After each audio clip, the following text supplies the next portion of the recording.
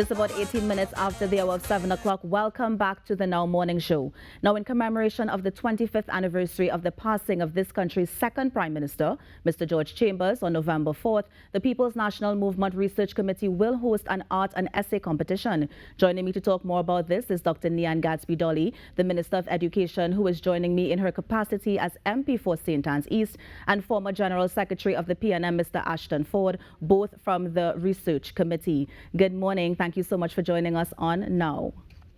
Good morning. Good morning. Now, Mr. Forde, I will come to you first. I will come to you first because I know normally when we think about prime ministers, we often think about the father of the nation, right? Dr. Eric Williams. But you are having this as sort of a commemoration for our second prime minister, Mr. George Chambers. And so I'm just wondering, what was the significance of that? Mr. Chambers died on November the 4th, 1997. He served as prime minister. You know, he came in what we will describe as historic moments. First, in 1966, he got one party group to nominate him to be the candidate for St. Anne's East. St. Anne's East was a new constituency, a brand new constituency. And the guy who got 14 party groups was bypassed over Mr. Chambers. So it was a little shocker within the party at that time.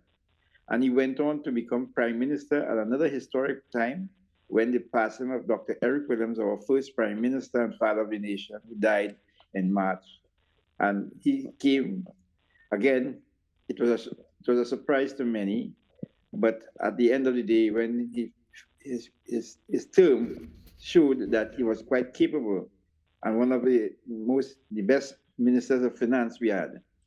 Yeah. And Mr. Chambers served in several capacities. First of all, as a parliamentary secretary in the Ministry of Finance under A.N.R. Robinson at the time. Right. And then he was assistant secretary at the party level, assistant general secretary of the party. And then he became deputy leader in 1971. The same Mr. Robinson had left the party in 1970. And the constitution changed, the party's constitution changed, and the political leader appointed 3 deputy leaders. Mr. Robinson was one, but when he left, Dr. Williams changed it to 3, and Mr. Chambers was one of 3. The other 2 were Kamaluddin Mohammed and Errol Mahabir.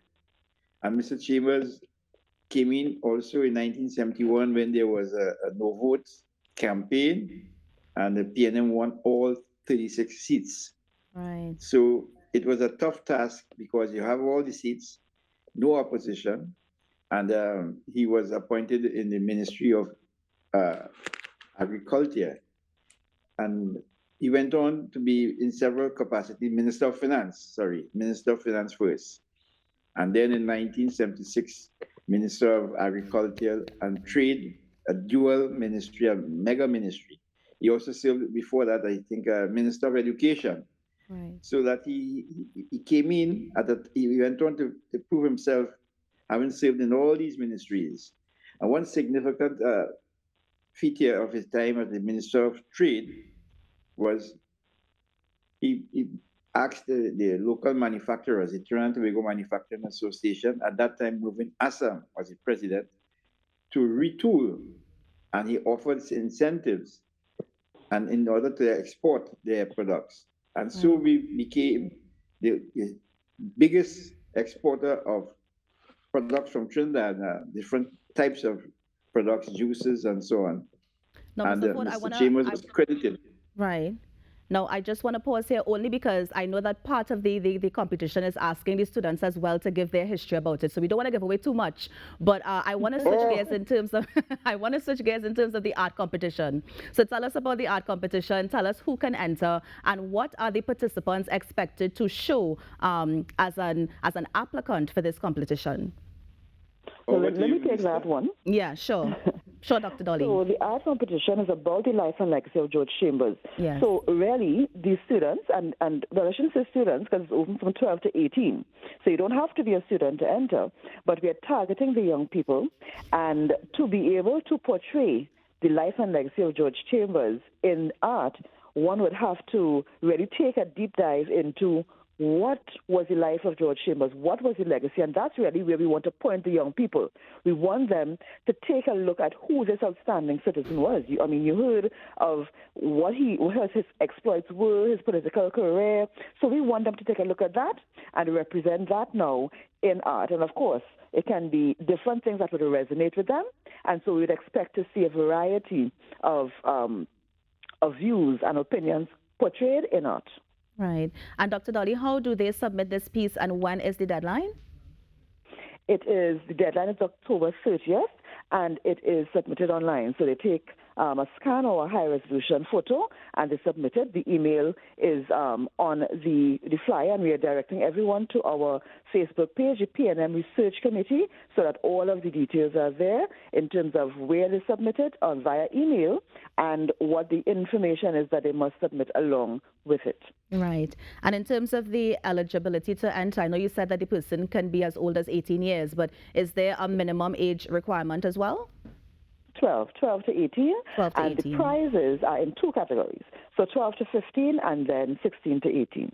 So, we want to give everyone a fair chance. Yes, of course. And in terms of some of the prizes, can you share exactly what some people can expect to win or even second or third place prizes? Mm-hmm. First and second place, you're going to be, the prizes are a laptop, a spa voucher, and there's also a cash component to that. And the third place will be a cash component and a voucher. Young people are into self-care, so you want to make sure that they have that aspect as well. So very nice prizes, geared for young people, yes. Digital transformation, so we are seeing about that aspect as well. Of course. And in terms of the essay writing competition, Dr. Dolly, can you speak to that, or do I go back to Mr. Forde? I'll speak to that. It's an essay/poetry. So we're catering for the creatives on all sides because there are some people that do essays and, like myself, persons that do poetry. Right. So there are guidelines for the number of words. And again, it's open to 12 to 18 years old. The prizes are similarly in two categories, 12 to 15, 16 to 18. And there's a topic prompt, though, for the essay. And that one will take a little more imagination because we've skillfully put in some dates there that would coincide with some of the major events of George Chambers' life, political career. So when the students look at that topic prompt, they have to be able to relate the dates that are there to significant events in George Chambers' life, and then the essay will flow from there, or the poem will flow from there. So it speaks to feelings, emotions, and so on, based on significant events that would have happened. Yeah. So we're also looking for the students to be able to connect the dates that are there with these events and flow from there with respect to the essay or the poem. And in terms of who can apply, do we have the same age requirement? Is it the same method to submit as well? Yes, same methods. It's all online submission, making it very easy, and it is open from 12 to 18, and the prizes will similarly be 12 to 15, 16 to 18. In terms of the deadline for the essay, is it also October 30th? Also October 30th, and we put it that way so that on November the 4th, which is the actual day of the anniversary, we can announce the prizes. Right. And the prize winners. Now, I think I saw something about an exhibition that will be taking place. Is this part of the competition as well? No, this is NALIS, who is doing an exhibition to, in the same way, commemorate the 25th anniversary of George Chambers' passing. Right. So that will also be open to the public, and NALIS will announce the details of that, but we are really looking forward to the public taking the opportunity, and certainly we would be inviting the schools. Once the details are out, we will be inviting schools to, carry their students to NALIS to see the exhibition. We spoke about the Eric Williams Library. I heard a little conversation about that earlier happening, and it's one thing that we need to do to encourage the young people to visit the libraries, visit the spaces, so that they get the benefit of, one, being in the space, and two, seeing exactly the exhibition that is put on for them. So we are looking forward to the creation of that exhibition, and we will be inviting the schools and the general public to attend the exhibition and really get to know about George Chambers, because what we realize, of course, he was an MP for St. Anne's East, and I am also the MP for St. Anne's East. I was just about to ask you about that as well. Yes. Yes. Yes. Yes. So we will. So I have I have several different hats as Minister of Education, wanting to ensure that our children know about this outstanding citizen, also as MP for St. Andrews, and he was a former MP, and also as chair of the research committee of the People's National Movement that is spearheading this commemoration. Right. Now, while you're doing this external to the Ministry of Education and, of course, the curriculum that's offered, I know that we had an earlier conversation in terms of getting more art-inspired projects into the schools. Is this something that will be extended into the school curriculum, or is the ministry thinking of something else that can help us to appreciate our arts and culture?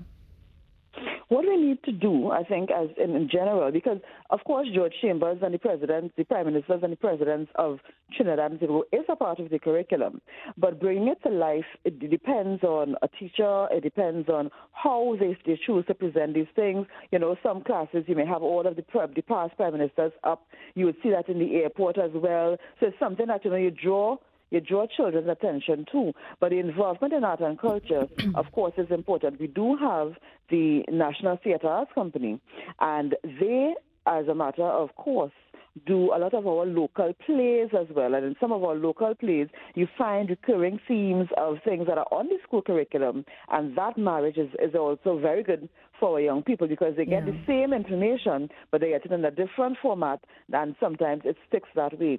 So there is room, and we do have the capacity, because we do have a National Theatre Arts Company that can do some of these things. We have a National Steel Symphony Orchestra, we have this, the National Philharmonic, and so we can use these national bodies to really put some more emphasis on our local history, and our local folklore, so that our children get it in different ways, not just from the school curriculum, because yes, it's on the school curriculum, but putting it in different ways really brings it across, and it resonates with them differently. Right.